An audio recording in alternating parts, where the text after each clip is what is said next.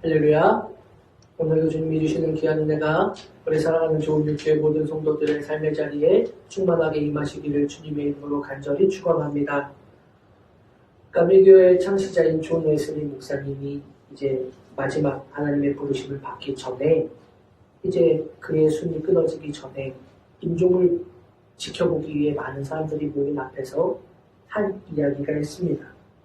많은 사람들이 이제 한평생 하나님의 거룩한 사명을 감당하고 이제 주님의 부르심을 받게 되는 존 웨슬리 목사님의 그런 죽음의 앞에 모여서 천국 환송을 하며 그렇게 함께 모여 있었는데 그 마지막 순간 존 웨슬리 목사님은 모여있는 사람들을 향해 두 손을 들고 이렇게 말했습니다. 제일 좋은 것은 하나님이 우리와 함께 계십니다. 하나님께서 우리와 함께 하시는 것이 세상의 그 어떤 것보다 더 좋은 것, 가장 좋은 것이다 라는 말입니다. 세상에 값진 것들, 세상에 정말로 귀하다고 여겨지는 것들 참 많이 있겠지만 그 모든 어떤 것들보다 더 좋은 것, 가장 귀한 것은 하나님이 우리와 함께 하시는 것이라는 이 믿음의 고백이 웨슬리 목사님만의 신앙의 고백이 아니라 바로 우리 오늘 하나님 앞에 예배드리는 모든 사랑하는 성도들의 신앙의 고백이 되고 교회의 고백이 되고 그렇게 그 고백 속에서 주님의 길을 걸어갈 수 있기를 간절히 소원합니다. 하나님이 우리와 함께 계시다. 여러분은 어떻습니까? 이 말씀이 참 힘이 되지 않습니까? 저도 이제 신방을 할 때 특히나 이제 어떤 그런 병원 신방 육체의 질병을 갖게 되어서 병원에 신방을 가게 된다거나 혹은 어떤 큰 문제들을 만나게 돼서 낙심하고 상처받은 그런 사람들, 그러한 성도들을 신방할 때 저도 많이 하는 말이기도 합니다. 하나님이 우리와 함께 계십니다. 예전에 제가 신방을 갔던 적이 있었는데 고관절이 부러지셔서 갑자기 급한 사고로 인해서 고관절이 부러져서 수술을 해야 되는 그러한 상황에 놓였던 권사님을 신방한 적이 있었습니다. 소식을 전에 듣고 급하게 병원을 갔는데 5시에 수술합니다. 그래서 급하게 병원을 갔는데 진짜 수술하기 아주 직전에 도착을 하게 됐습니다.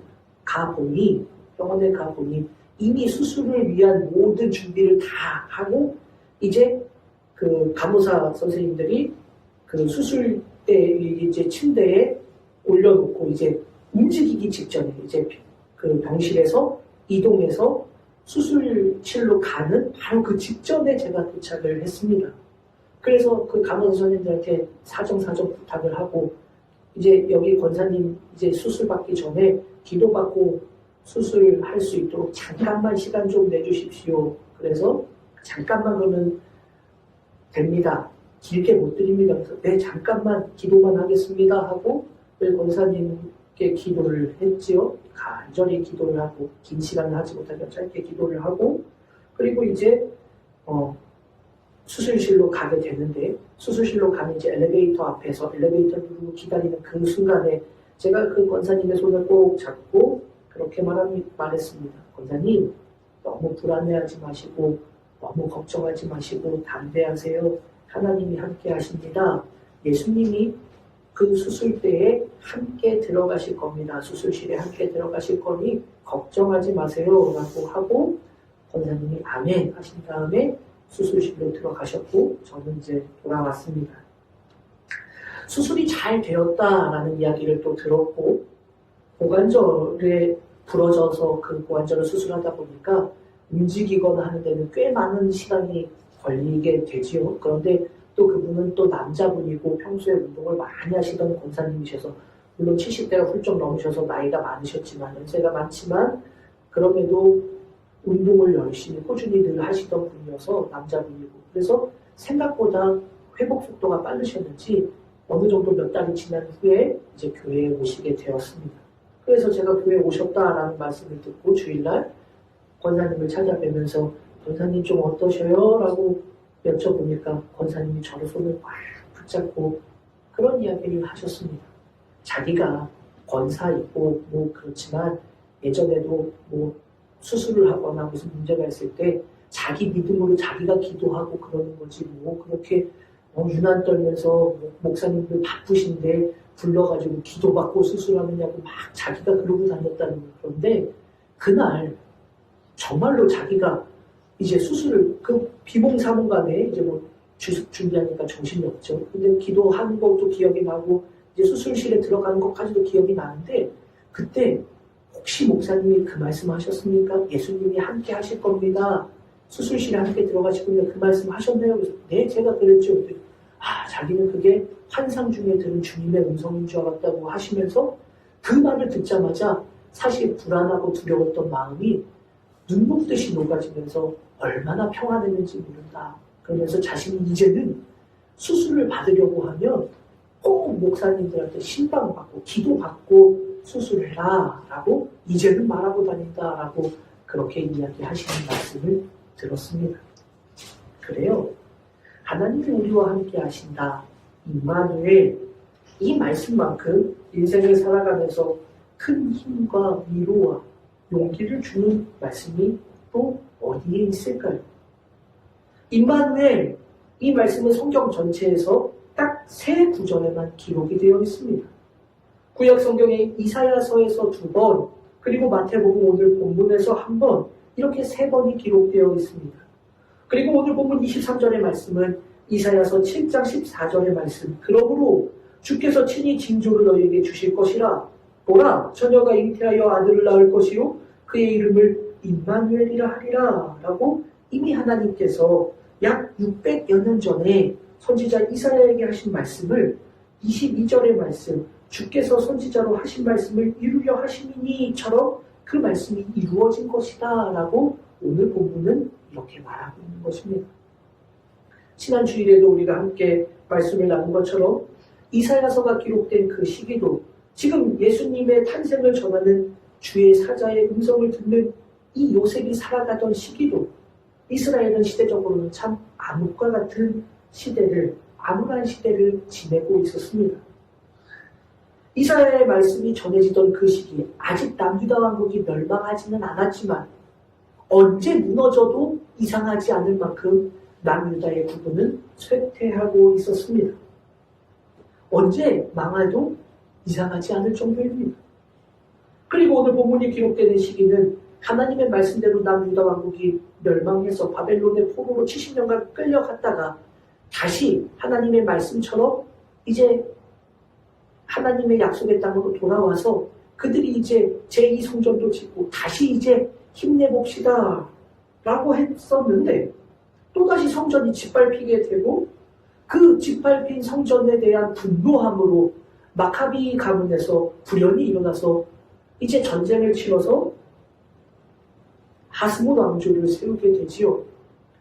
나라를 짓밟혔다가 회복돼서 이제 다시 일어서려고 할 때 또다시 성전이 짓밟히고 회파되는 것을 도저히 견딜 수 없었던 그 거룩한 그런 용기를 가지고 전쟁을 치러서 마카비 가문에 의해서 그들은 결국 독립을 하게 되고 이제 하스몬 왕조를 세우게 됩니다. 그런데 그것도 불과 얼마 지나지 않아 로마에 완전히 망하게, 패망하게 됩니다. 더 이상 이스라엘은 존재하지 않는 그런 상황이 오늘 본문이 요셉이 살아가고 있는 그러한 시대입니다. 로마의 속국으로 그렇게 살아가고 있었던. 그래서 이스라엘의 회복은 더 이상 불가능할 것만 같은 그러한 시기에 놓여 있는 겁니다. 그러한 시기, 그러한 상황 속에서 하나님이 우리와 함께 계신다. 이 말씀처럼 큰 위로가 되는 말씀은 아마 없을 겁니다. 절망의 한복판 속에서 이 말씀은 우리가 다시금 일어설 수 있도록 힘을 주시는 하나님의 음성이 분명합니다. 더욱이 오늘 본문에서 임마누엘 하시는 하나님, 바로 예수 그리스도의 탄생을 전하는 주의 사자는 21절 하반절에서 이렇게 말합니다. 이는 그가 자기 백성을 그들의 죄에서 구원할 자이심이라 하니라. 그의 이름을 예수는 여호와는 구원이시다라는 의미로 히브리어 여호수아의 헬라어 음역입니다. 그러니 여러분, 예수님, 이 땅에 오신 예수님의 목적, 그것은 구원하시기 위해서. 그래서 21절에서는 이 말을 다시 분명히 하는 것입니다. 그런데 여기서 우리는 주목해 보아야 할 것이 있습니다. 예수님, 구원을 위해 이 땅에 오신 예수님은 단순히 나라를 회복하시기 위해 오신 것이 아닙니다. 다윗의 자손 이새의 뿌리에서 메시아가 날 것이다, 이렇게 말씀하셨던 하나님은 이스라엘 백성들이 그토록 열망하던 다윗의 자손으로부터 이스라엘 나라가 회복될 것이라는 그 믿음을 넘어서서 하나님이 보내시는 구원은 무엇이냐? 예수 그리스도를 통한 구원은 바로 그들의 죄로부터 자신의 백성들을 구원하시는 것, 바로 그것을 위해 이 땅에 구원자로 예수 그리스도를 보내셨다라고 말씀하고 있는 것입니다. 하나님이 우리와 함께 하신다. 이 말씀은 하나님은 하나님의 자녀들을 그들의 모든 죄악으로부터 건지시고 구원하시기 위해 이 땅에 예수 그리스도를 보내신 것이다 라고 그렇게 말씀하고 있으니, 여러분, 이 말씀이 얼마나 우리에게 은혜가 됩니까? 그렇지 않습니까? 단순히 우리를 건지는 것이 아니라 단순히 우리를 억압받는 것에서 해방시켜주는 것, 나라를 찾아주는 것만이 아니라 그 정도를 넘어서서 이제는 무엇을 해주느냐? 우리를 죄로부터 구원해 주시기 위해 보내신 예수 그리스도, 바로 그 하나님이 우리와 함께 하신다. 정말로 힘이 되고 은혜가 되는 말씀입니다. 자, 그런데 여러분, 오늘 이 은혜의 말씀을 우리가 조금 더 깊이 생각해 보려고 합니다. 참 은혜의 말씀인데, 존 웨슬리 목사님의 말씀처럼 하나님이 우리와 함께 하시는 것이 가장 좋은 것이다라는 그 말씀과 마찬가지입니다. 이 은혜를 통해서만 우리는 우리의 모든 죄악으로부터 구원함을 받을 수 있다라는 그런 구원의 메시지인데, 그러니 더욱더 이보다 좋을 수 있는 은혜의 말씀이 없는 것인데, 자, 그런데 오늘 말입니다. 이 말씀을 들었던 바로 그 자리로 우리가 다시금 돌아가서 이 말씀을 생각해 보려고 합니다. 18절 말씀을 보면 예수 그리스도의 나심은 이러했다라고 예수님의 탄생의 이야기를 성경은 기록해 줍니다. 이어지는 말씀에 보면 그의 어머니 마리아가 요셉과 약혼하고 동거하기 전에 성령으로 잉태된 것이 나타났더니 라고 말씀합니다. 예수님이 이 땅에 태어나게 된 상황이 이러하다라고 말씀하는데, 그 상황을 보면 그의 어머니 마리아가 예수님을 잉태했습니다. 그런데 문제는 아직 어머니 마리아와 아버지 요셉이 약혼은 했지만 결혼을 하지 않은 상태였다라는 것입니다.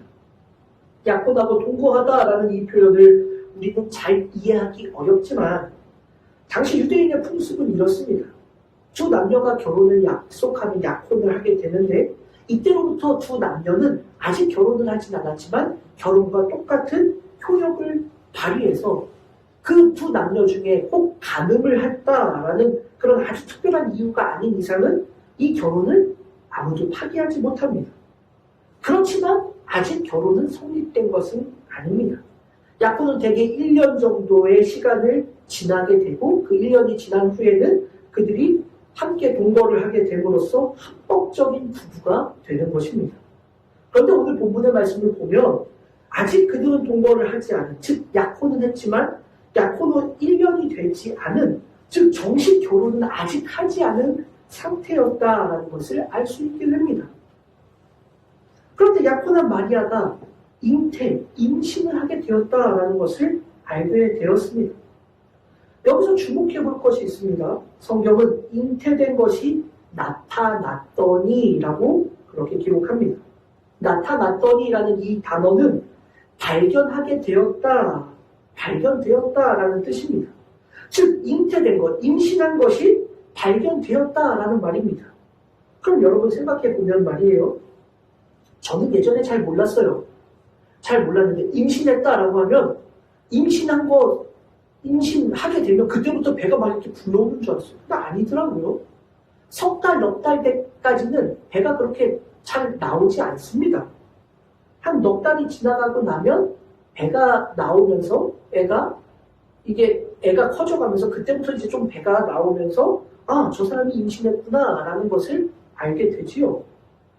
그래서 아직 배가 나오지 않은, 겉으로 보기에는 임신이 아닌 것처럼 보이는 사람들을 위해서 요새는 임산부 배려석에 그 3, 4개월 전에는 배가 나오지 않으니까 임신인 걸 겉으로 구분이 안 돼요. 그래서 그 자리에 앉을 수 있도록 그 임신 중입니다. 그 뭐 이렇게 하는 그 표지를 이렇게 달고 다닐 수 있는 그런 것들을 만들어서 아, 저 사람이 아직 배가 안 나와서도 임신 중이구나 라는 것을 그렇게 알게 해주는 증거를 그렇게 달고 다니게 하기도 합니다. 그래요. 그러니 여러분 생각해 보면 말이에요. 오늘 이 말씀에 보면 그가 잉태된 것이 드러났다, 발견되었다라고 하면 말이에요. 적어도 4개월은 넘었다라는 것을 알 수 있는 겁니다. 그 이전까지는 육안으로 봤을 때 임신을 했는지 아닌지 알 수 없기 때문에 임신한 것이 발견되었다라고 하면 벌써 넉 달 정도가 지났다라는, 적어도 넉 달 이상이 지났다라는 것을 알게 됩니다. 이것과 연결해서 누가복음의 말씀을 좀 함께 생각해 보면 마리아가 천사 가브리엘에게서 수태고지 네가 아들을 낳게 될 것이다 라는 그 하나님의 음성을 듣게 됩니다. 그리고 나서는 친척 엘리사벳, 요한의 어머니 엘리사벳을 찾아가게 됩니다. 그의 전후 기록을 보면 가브리엘이 나타난 때가 엘리사벳이 아이를 가진 지 6개월이 되었을 때다라고 성경을 기록하고 있고요. 그리고 마리아가 이 소식을 전해 듣고 엘리사벳을 찾아가서 그곳에서 약 3개월쯤을 함께 있다가 집으로 돌아갔다라고 성경을 기록합니다. 그리고 바로 이어지는 말씀에 엘리사벳이 해산할 기한이 차서 아들을 낳았다라고 말합니다. 해산할 기한이 찼다고 하니 10개월이 되었다는 말입니다. 그러면 마리아는 10개월이 되기 전 가브리엘이 수태고지를 한 지 4개월이 지나기 전에 자신의 집인 갈릴리로 돌아갔고 그 집에서 거주하고 머물러 있었다라는 말이 되는 겁니다.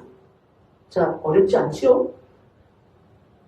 요한이 복중에 생긴 지 6개월쯤 됐을 때 천사 가브리엘을 통해서 수태고지를 듣게 되었고 즉시로 엘리사벳의 집에 가서 거기서 3개월여를 머물고 그리고 나서 바로 이어지는 말씀을 보니까 기한이 차서 10개월이 되어서 이제 엘리사벳이 요한을 출산하게 되었다라고 하니 그리고 나서 마리아는 그 출산을 보기 전에 돌아왔어요. 그러니 넉 달이 되기 전에 애가 넉 달이 되기 전에 다시 갈릴리로 돌아온 겁니다. 그러면 여러분 생각해 보세요. 이제 한 넉 달 정도 될 때는 이제 갈릴리에 있는 겁니다. 자, 또 다른 말씀을 한번 볼까요? 누가복음의 기록에 보면 가이사 아구스도의 병으로 호적을 하게 됩니다. 요셉은 다윗의 집 족속이어서 갈릴리 나사렛 동네에서 베들레헴까지 가게 됩니다. 그때 약혼한 마리아와 함께 호적하러 갔다라고 성경은 기록하고 있습니다. 갈릴리에서 베들레헴까지는 여리고와 예루살렘을 거쳐서 가게 되면 대략 약 230km 정도의 거리입니다. 당시에 그 이동수단과 임신한 마리아의 상태를 대략 감안해서 다 생각해서 본다면 이들이 간 시간은 대략 보름에서 20일 정도였을 것이다 라고 추측해 볼 수 있습니다. 거기 있을 그때에 해산할 날이 찼다라고 하니까 아까 엘리사벳의 집에서 이제 갈릴리로 온 지, 그 부모의 집으로 온 후로부터 또 베들레헴으로 도착할 때까지는 약 6개월 정도의 시간이 지났다라는 것을 알 수 있습니다. 여기서 마리아를 수식하는 표현을 우리는 생각해 봐야 합니다. 마리아를 뭐라고 수식하지요? 그 약혼한 마리아와 함께라고 기록하고 있습니다. 그 약혼한 마리아. 이 단어가 완료 수동태 분사형, 그러니까 과거에 약혼을 해서 아직도 그 약혼의 효력이 유지되고 있는 상황이라는 것을 알게 됩니다. 앞에서 말씀드린 것처럼 약혼의 기간은 1년 정도입니다. 그러면 아직도 약혼의 기간이 다 끝나지 않게 된 겁니다. 그러니 1년이 채 지나지 않았어요. 자, 그러면 생각해 보세요. 해산할 때가 찼는데 그때까지도 아직 약혼한 지 1년이 채 되지 않았습니다. 그러면 아이를 이렇게 임신한 기간은 10개월이니까 여러분 생각해보세요. 가브리엘이 수태고지를 한 때를 역으로 추적해보면 지금 이때로부터 적어도 10개월 전이니까 추측해보면 이 사실을 알 수 있습니다. 가브리엘에게서 수태고지를 들었을 때 그때는 언제다? 요셉과 마리아가 약혼 한지 2달도 되지 않았을 때였다라는 것을 알 수 있습니다. 지금까지 정리한 것을 생각해보면 이래요. 마리아가 임신을 했습니다. 그게 드러났어요. 보일 정도가 되었다라는 말입니다. 그런데 그때 마리아는 약혼자인 요셉에게 아무런 말도 하지 않았다는 것을 우리는 짐작해 볼 수 있습니다. 오늘 본문을 보면 그가 임신한 것이 나타나서 그것을 끊으려고 하는 그 순간까지도 요셉은 그가 성령으로 잉태되었다는 사실을 전혀 들어보지 못했습니다. 전혀 마리아는 그에게 얘기하지 않은 겁니다. 요셉이 어떤 성향의 사람인지 알 수 없지만 저 같은 사람이라면 그 시점을 찾아보았을 것입니다. 저는 성향상 조사를 해봤을 겁니다. 그러면 조사해보면 임신을 했다라고 생각되는 그 시기가 자신과 약혼한 지 2달도 되지 않았을 때라는 것을 알게 되었을 겁니다. 그러면 여러분이라면 어떠실까요? 지금 오늘 본문에 나타나는 요셉이 만나게 된 상황이 이렇습니다. 약혼자가 임신을 했어요. 그런데 그녀에게서 임신의 증거를 그가 발견할 때까지 마리아는 약혼자인 요셉에게 그 일이 어떻게 된 것인지 단 한마디도 하지 않았습니다. 요셉은 20절에서 처음 그 상황을 알게 되었기 때문입니다. 주의 사자가 다윗의 자손 요셉아 내 아내 마리아 데려오기를 무서워하지 말라. 그에게 잉태된 자는 성령으로 된 것이라 라고 말할 그때까지도 그는 몰랐던 겁니다. 지금까지 전혀 알지 못했던, 그래서 그는 이 일을 생각할 때에 라고 성경은 말하고 있는데 이 상황에 대해서 그것을 알게 된 후로부터 그는 계속해서 고민하고 괴로워했다라는 것을 알 수 있습니다. 계속해서 고민하고 괴로워하던 그에게 주의 사자가 처음으로 그 일에 대해서 알려준 것입니다. 무서워하다라는 이 말은 당시의 유대의 풍습에 대한 두려움을 말하는 것이기도 하고 또한 이 단어가 주저하다라는 뜻을 가지고 있어서 자신에 대해서 배신을 한 마리아가 자신에게 아무 말도 하지 않고 자신을 속이고 있는 그 마리아, 그를 데려오는 것에 대한 주저하는 마음이 요셉에게 있었다라는 것 또한 우리는 알 수 있습니다. 그래서 10절 하반절에서 그를 드러내지 아니하고 가만히 끊고자 하여라고 성경이 기록하고 있는 것입니다. 자, 여러분은 어떠실까요? 여기까지 본다면 우리는 성탄의 메시지를 늘 마리아의 입장에서의 수태고지라고 그 모습을 생각해 보는데 오늘 이 아침에는 이 상황을 접해야만 했던 요셉의 심정에서 바로 그 첫 성탄의 메시지를 들었던 그 시간으로 우리는 함께 말씀을 나누어 보려고 하는 겁니다. 약혼한 지 2달도 되지 않아서 일어난 일이라고 한다면 혹시라도 만에 하나라도 나쁜 일을 당한 것이 아닐까라고 생각해 볼 수 있는데 정작 당사자인 마리아는 아무 말도 하지 않습니다. 그렇게 보면 내가 배신당했구나. 충분히 그렇게 생각해 볼 수 있지 않겠습니까? 당시의 법으로 하자면 마리아는 돌에 맞아 죽어도 마땅합니다. 아직 결혼을 하지는 않았지만 결혼과 똑같은 효력을 지닌 약혼을 한 상태였기 때문에 그렇습니다.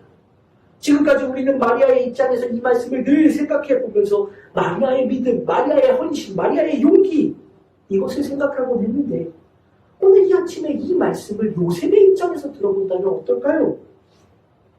배신의 아픔, 그럼에도 어떻게 해야 하나 고민하고 있는 요셉, 나를 모욕 주었으니 돌로 쳐 죽이도록 이 모든 것을 다 까발려야 되겠다.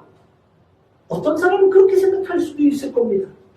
그런데 요셉은 고민하고 괴로워하면서 결국은 가만히 끊고자, 드러내지 않고 가만히 끊고자 했다. 가만히 끊고자, 이 표현은 은밀히 조용히 자유롭게 놓아보내려고 하다라는 그런 뜻입니다. 자신에게 모욕을 준 마리아라고 할지라도 그는 마리아를 욕하거나 비방하거나 심지어 죽음의 자리에 던져놓는 것이 아니라 그렇게 하지 않고 이 일이 드러나지 않도록 가만히 그를 자유롭게 해줘야 되겠다라고 생각했다라는 것입니다. 이 일을 알게 된 이후부터 날마다 고민에 휩싸이고 괴로웠고 고통스럽고 고민하고 했지만 그의 결론은 그를 지켜주는 것이었습니다. 조용히 비밀스럽게 놓아주려고 합니다. 그 이유를 성경은 이렇게 기록하고 있습니다. 그의 남편 요셉은 의로운 사람이라. 의로운이라는 이 단어는 원래는 의로운, 정직한이라는 뜻입니다.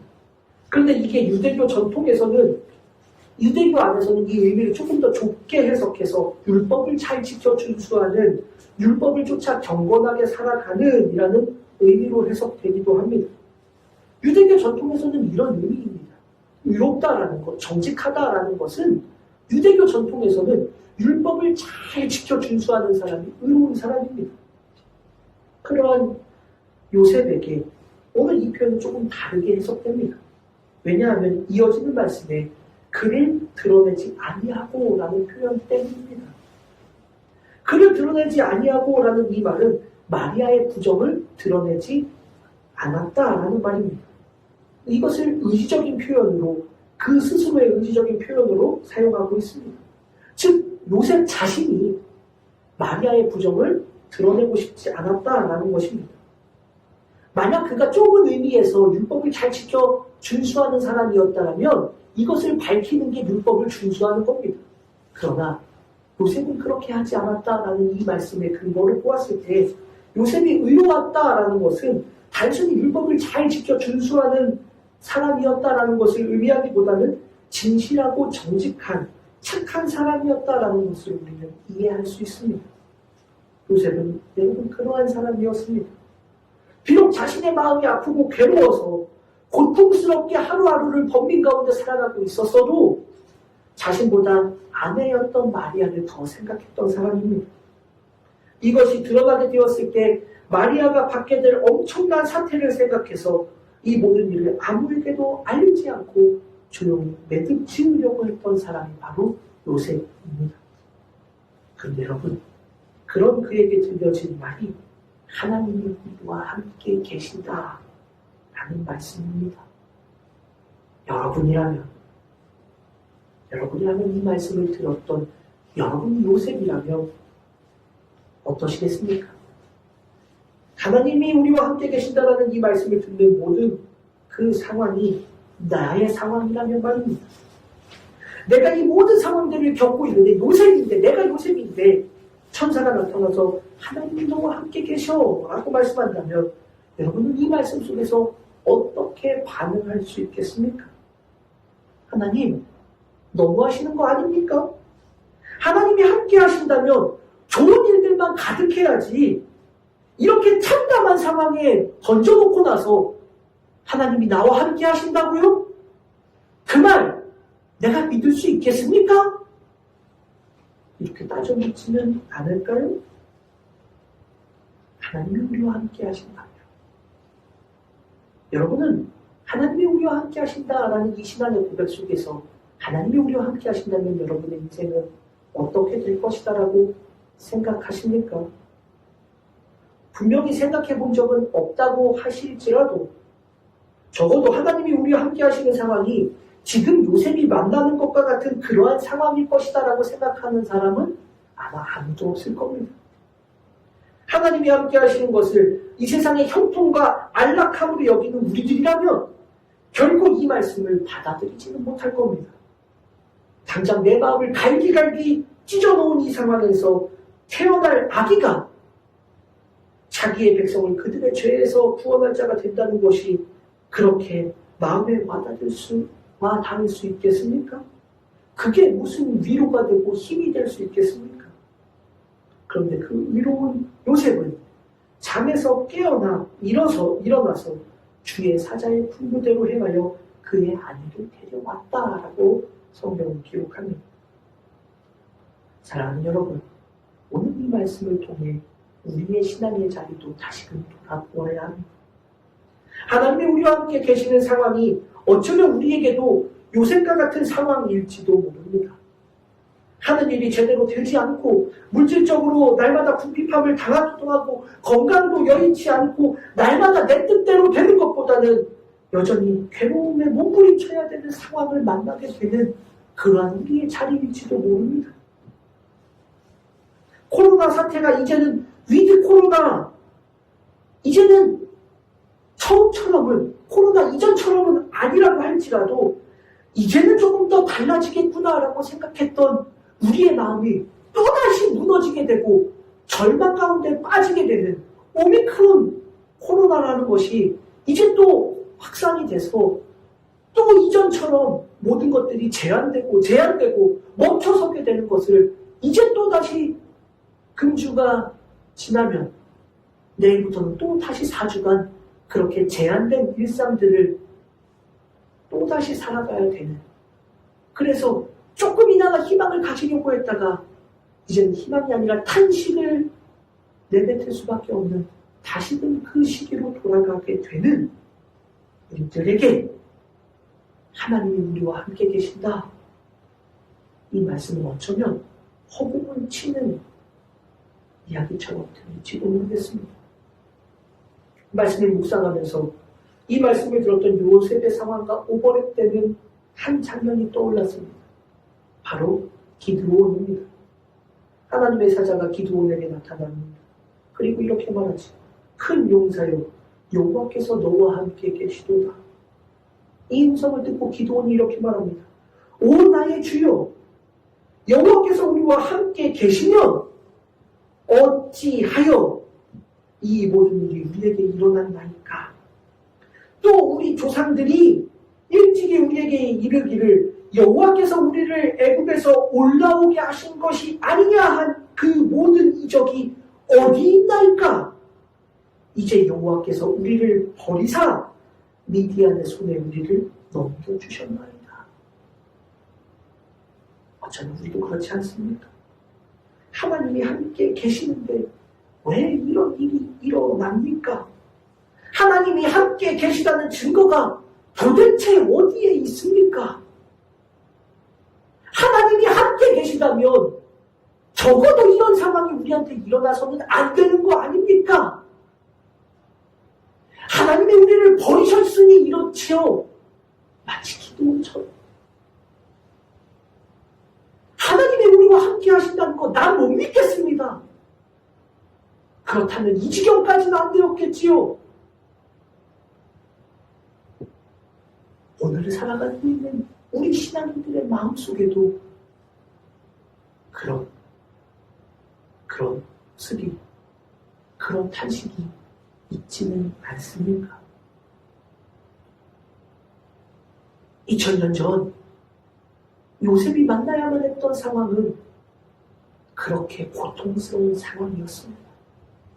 그런데 여러분, 그러한 상황 속에서도 요셉은 하나님이 우리와 함께 계신다 라는 그 말씀의 진짜 의미를 발견하고, 비록 고통스럽고 괴로워서 정말로 아무것도 할 수 없을 만큼 괴로운 나날들을 지내왔던 그였지만 그 말씀을 듣자마자 주의 사자의 분부대로 행했다라고 성경은 그렇게 우리에게 말씀하고 있는 것입니다.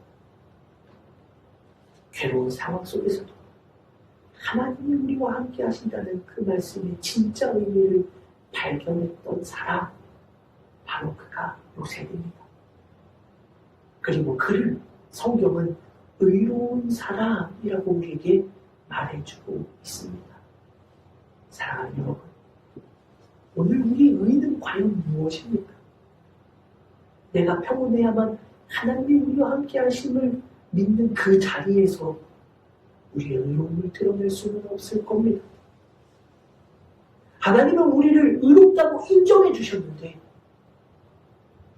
예수 그리스도의 십자가에 달려 죽으심으로 그것을 믿는 모든 이들을 의롭다고 인정해 주셨는데 여러분, 그 의로움의 자리를 우리의 평온함에서만 하나님이 우리와 함께 하신다는 것을 찾는 우리의 신앙의 자리에서는 결코 찾을 수 없을 겁니다. 사랑하는 여러분, 오늘 요셉처럼 바로 우리의 의로움의 자리를 발견할 수 있는, 비록 이 코로나 시국에서라도 아무것도 해결되지 못하는 더 안 좋아지는 길로 나아가는 것 같은 바로 지금의 목전에서도 하나님은 우리와 함께 계시다라는 그 말씀을 붙잡을 수 있는 자가 오늘 요셉처럼 하나님 앞에 의롭다고 인정받을 수 있는 주님의 자녀라는 것을 믿음으로 고백하며 나아가는 복된 이 아침이 될 수 있기를 주님의 이름으로 간절히 축원합니다. 함께 기도합니다. 하나님 감사합니다. 오늘도 여전히 고통 속에 더 큰 두려움 속에 빠져가고 있는 하루일지도 모릅니다. 내일부터는 또 어떻게 제한된 하루를, 제한된 시간을, 제한된 상황들을 살아가야 할지도 모르는 그러한 비들입니다. 그러나 그러한 상황 속에서도 하나님이 우리와 함께 계신다는 그 말씀의 의미를 굳게 붙잡고 하나님의 분부대로 행하였던 요셉처럼 믿음의 자녀들도 그렇게 우리와 함께 하시는 하나님을 붙잡고 어떠한 상황에서도 흔들리지 않고 살아갈 수 있는 복된 주님의 자녀들로 살아가게 하여 주옵소서. 이 대감절 기간 동안 하나님이 우리와 함께 하시는 그 은혜를, 진짜 그 은혜와 사랑을 발견할 수 있도록 인도하여 주옵소서. 감사를 드리며 거룩하신 예수님의 이름으로 간절히 기도 올리옵나이다. 아멘.